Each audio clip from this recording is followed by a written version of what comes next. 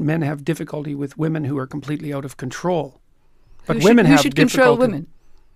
Well, other women themselves, men, society, just like everyone is controlled. I mean, you're controlled by society. I'm controlled by society, and thank God for that. I mean, It's funny. I mean, you described yourself as a liberal earlier, and I think a liberal doesn't think that a society controls women or men. Well, let's say regulates. I'm a psychologist as well. But what is an out-of-control woman? What is this creature? How do we know when we met one? Well, I'm sure that you've met women in your life that acted towards you in a bullying and detestable manner. It's very difficult for women to cope with that because they don't have any real recourse. And female bullying can be unbelievably vicious.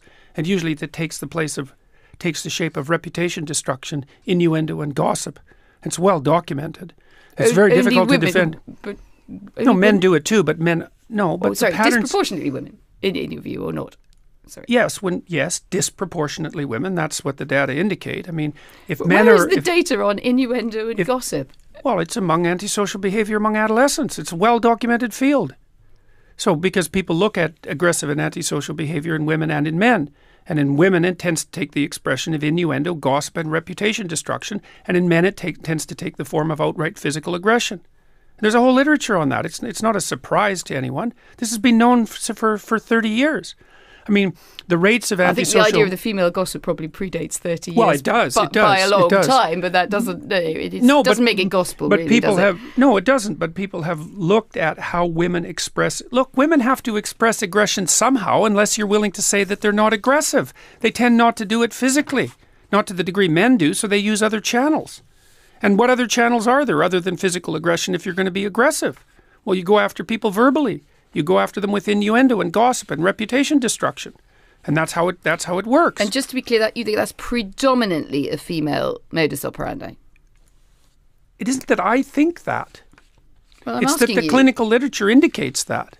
It isn't that I think it. Well, I'm not interviewing the clinical literature. I'm interviewing you. What do you think? Well, I'm a psychologist and a scientist, and I tend to to base my opinions on what I've read in the broad, relevant clinical literature. I'm not making this stuff up. I studied antisocial behavior for like 15 years. I'm actually quite an expert on it.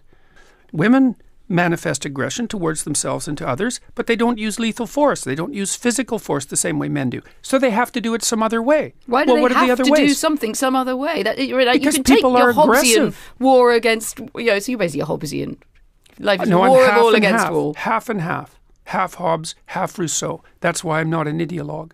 Because I don't think that people are good or evil. I think they're both. I don't think that culture is security or tyranny. I think it's both. And I don't think that nature is benevolence or catastrophe. I think it's both. And that's why I'm not an ideologue.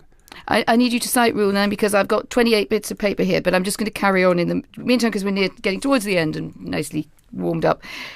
You rightly picked up on the disruptive effect of social media, but also the technological shifts in media and mass media consumption.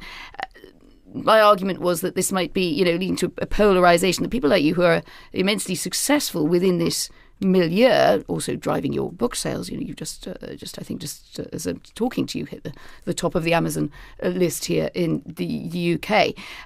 But there is that, that point that you become part of the problem that you've put your finger on yourself. You want people to get along together. You want men and women to sort of trade off. We don't agree entirely where these trade-offs are, but, we're here and arguing about it.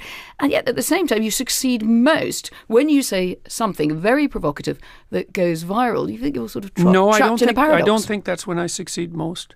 So, for example, one of the incidents that propelled me to success, let's say, in terms of public recognition in the UK was my interview with Cathy Newman. And the reason that propelled me to success wasn't because I said something provocative, but because I refused under substantial duress to say anything provocative. And so part of the reason that I've become popular to the degree that I have been is that I'm actually very good at keeping my temper under situations that would not... under situations where there's substantial reason not to, let's say.